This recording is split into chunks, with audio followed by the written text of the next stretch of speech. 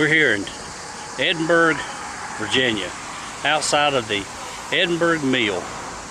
It's an old grist mill, sawmill, did all types of things back in the late 1800s, mid 1800s, or even early 1900s.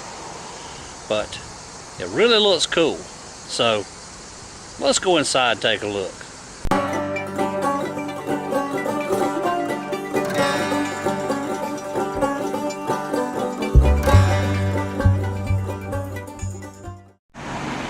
I'm outside of the Edinburg Mill.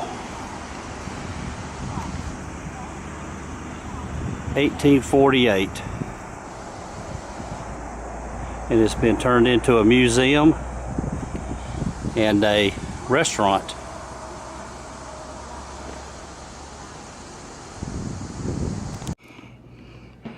We are here in the Edinburg Museum, and here is some of the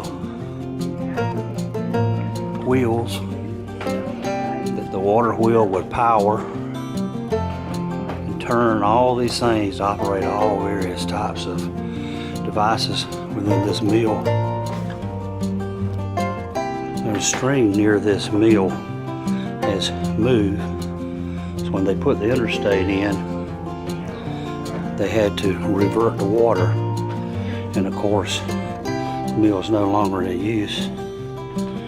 There's just a lot of old stuff in here. This was a 3-story mill. Everything from grinding your grist to sawing your logs.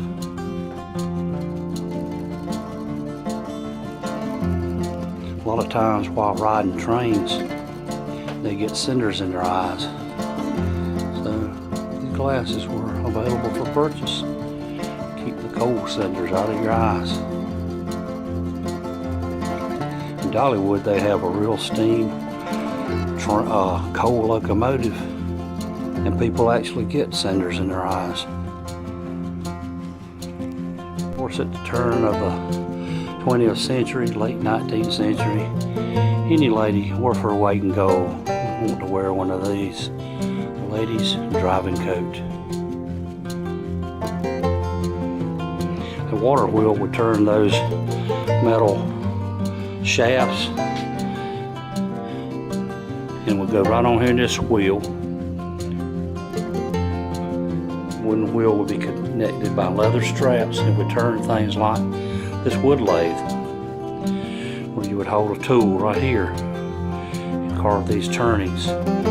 Things like table legs and chairs. Here's a larger lathe that would have that wooden wheel turn with a leather strap. This was actually a foot operated lathe with the bar right down here on the bottom. Then you could stand up at the machine and operate with your foot right there. Wood turning tools.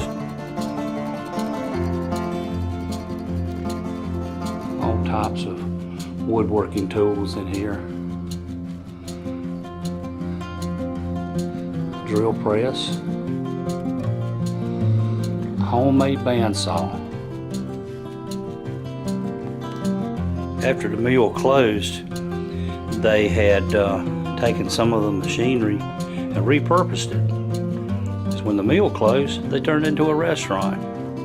And this piece of equipment here served as a salad bar.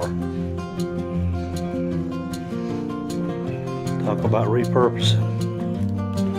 We've got another floor to climb. Here are some nurses' uniforms, a Red Cross. November 1919 to 1920.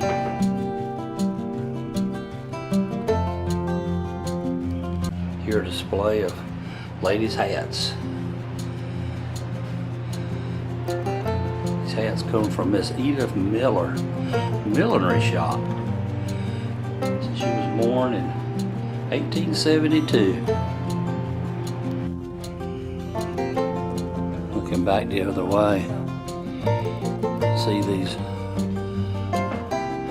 wheels that would turn the wheels. And pre-TV. Look through there. Let's see. Yeah. How about that? Here's some more cameras and projectors. Days gone by. Now I know some of you young people do not have a clue what these are here. Believe it or not, those are telephones. And before they had those phones, they had those phones. And before they had cell phones where you could call from your car, you went to something like this and you put a dime in to make a phone call. And before that, there was this contraption.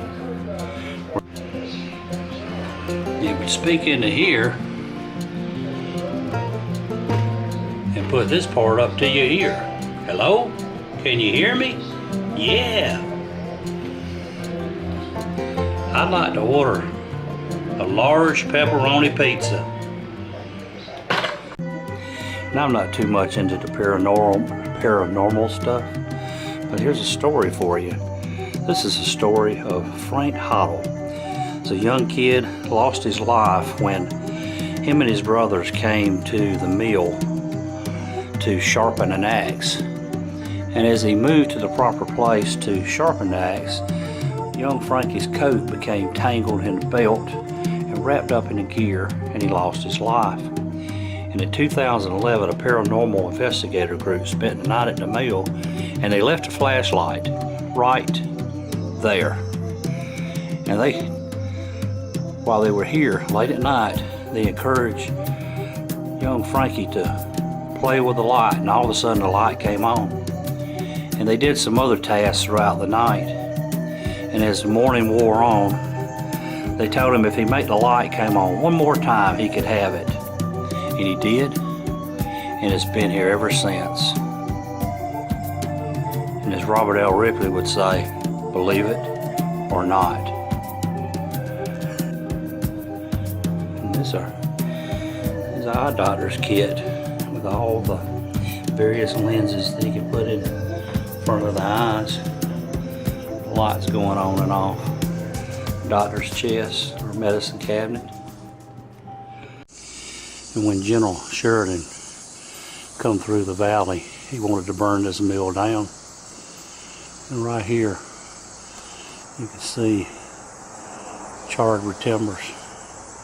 They did some negotiating with him, and he decided not to, and he rode on out of town, and the mill owner's daughter put the fire out. For some strange reason, my closing video just disappeared.